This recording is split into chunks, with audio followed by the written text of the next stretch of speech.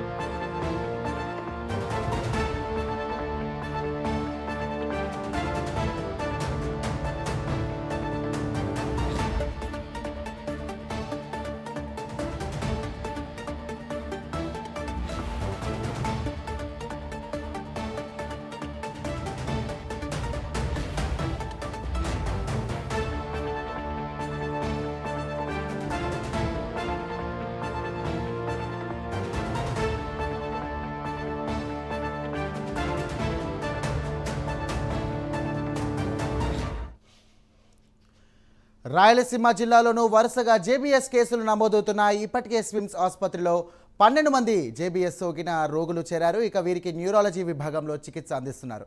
తిరుపతి, చిత్తూరు, కడప, అనంతపూర్, నెల్లూరు జిల్లాలకు చెందినటువంటి రోగులు చికిత్స పొందుతున్నారని వైద్యులు తెలియజేశారు. దీనికి సంబంధించినటువంటి పూర్తి వివరాలు మా కరెస్పాండెంట్ లైవ్ ద్వారా రవివర్మ అందిస్తారు. రవివర్మ, చెప్పండి, ప్రస్తుతం అక్కడ జేబీఎస్ కేసులు ఎంతవరకు నమోదయ్యాయి, ఎలాంటి పరిస్థితి ఉంది, వైద్యులు ఎలాంటి సలహాలు సూచనలు ఇస్తున్నారు, ఎలాంటి చర్యలు చేపడుతున్నారు? ఎస్ఐ మీరు చెప్పినట్టుగానే ఒకప్పుడు రాష్ట్రంలో ఈ ప్రజలను తీవ్ర భయాందోళనకు గురి చేస్తున్నటువంటి జీబీఎస్ వైరస్ అనేది క్రమంగా జిల్లాల వారీగా సోకుతూ ఉంది. ఈ నేపథ్యంలోనే రాయలసీమ జిల్లాలో కూడా గత వారం 10 రోజులుగా ఈ వైరస్ అనేది సోకుతూ ఉంది.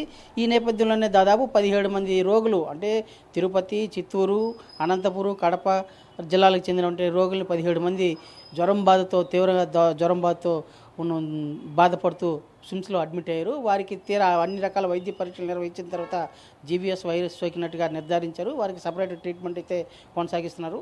అయితే వైద్యులు ఏమంటున్నారంటే ఇలాంటి వైరస్ అనేది పెద్ద ప్రాణాంతకమైనది కాదు, అంటే వేడి నీళ్ళు, అంటే ఆహారపు అలవాట్లో కొన్ని నియమాలు పాటిస్తే సరిపోతుంది, అంతేకాని కలుషిత ఆహారం సేవించడం వల్లనే ఇలాంటి వైరస్ వస్తుందని చెప్పేసి వైద్యులు అయితే స్పష్టంగా పేర్కొంటున్నారు. అయితే దీని పట్ల ప్రజల్లో అయితే అవగాహన అవసరం. ప్రధానంగా జీబీఎస్ వైరస్ వల్ల ప్రాణాంతకమైందని చెప్పేసి ఇటీవల కాలంలో సోషల్ మీడియాలో రకరకాల వైరల్ అయిన నేపథ్యంలోనే ప్రజల్లో తీవ్ర భయాందోళనలు నెలకొన్నాయి.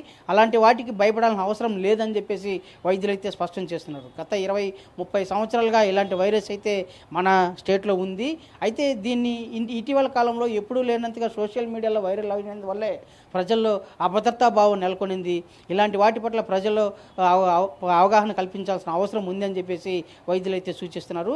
దీని పట్ల ప్రభుత్వం కూడా వైద్యులకు తగిన సూచనలు, సలహాలు, ఆదేశాలు జారీ చేసింది. అంటే గ్రామీణ ప్రాంతాల్లో ప్రధానంగా ప్రజల్లో పరిశుభ్రతను పాటించాల్సిన విధానాల మీద కూడా అవగాహన కల్పించాల్సిన అవసరం ఉందని చెప్పేసి ప్రభుత్వం అయితే సూచించింది. ఆ మేరకు ఆరోగ్య శాఖ అధికారులు అయితే ఇలాంటి వాటి పట్ల పూర్తి స్థాయిలో అవగాహన కల్పిస్తున్నారు. అదే కాకుండా అంటే ఈ జీబీఎస్ వైరస్ అనేది మన రాష్ట్రంలో ఇవాళ కొత్తది కాదు, గత 20 సంవత్సరాల నుంచి ఉంది. అయితే దీనికి ఇప్పుడు రావడానికి ప్రధాన కారణం ఎవరంటే సోషల్ మీడియాలో ట్రోల్ చేసిన దానివల్లనే ప్రజల్లో భయాందోళనకు గురవుతున్నారనే భావన ప్రభుత్వం వ్యక్తం చేస్తూ ఉంది. దీని పట్ల ప్రభుత్వం కూడా తీవ్రంగా పరిగణలోకి తీసుకుంటూ ఉంది. ఇలాంటి ప్రజల్ని భయాందోళనకు గురి చేసే ట్రోల్ చేసే వాటి సోషల్ మీడియా మీద కఠినంగా చర్యలు చేపట్టాలని చెప్పేసి ప్రభుత్వం కూడా ఆదేశాలు జారీ చేసింది. ఆ మేరకు జిల్లా యంత్రాంగం పూర్తిగా స్పందించి ఇవాళ జిల్లాల్లో జరుగుతున్నటువంటి ఇలాంటి విష జ్వరాలు వచ్చిన వాటి పట్ల జ్వరాలు వస్తున్న వాటి పట్ల కూడా రకరకాల ట్రోల్ చేయడం వల్లే ప్రజల్లో ఆందోళన నెలకొంటున్నాయి. దాంట్లో భాగంగానే ఇవాళ జీవీఎస్ వైరస్ కూడా అని చెప్పేసి వైద్యులు అయితే నిర్ధారిస్తున్నారు. దీని పట్ల పూర్తి స్థాయి వైద్య చికిత్సలు అయితే అందిస్తున్నారు. అంటే ఇప్పటికే 17 మందిలో 5 డిశ్చార్జ్ అయిపోయి సొంత గ్రామాలకు వెళ్ళిపోయారు. మిగతా 12 మంది అయితే ఇంకా వైద్య సేవలు పొందుతున్నారు. వారిని కూడా త్వరలోనే 2-3 రోజుల్లో డిశ్చార్జ్ చేస్తామని చెప్పేసి స్విమ్స్ డైరెక్టర్ అయితే పేర్కొంటున్నారు. అయితే ఇలాంటి వాటి పట్ల ప్రజల్లో అవగాహన కల్పించాల్సిన అవసరం ఉందని చెప్పేసి వైద్యులు అయితే సూచిస్తున్నారు. ఇది ప్రాణాంతకమైంది కాదని చెప్పేసి స్పష్టం చేస్తున్నారు Sai. Right, thank you Ravi Varma.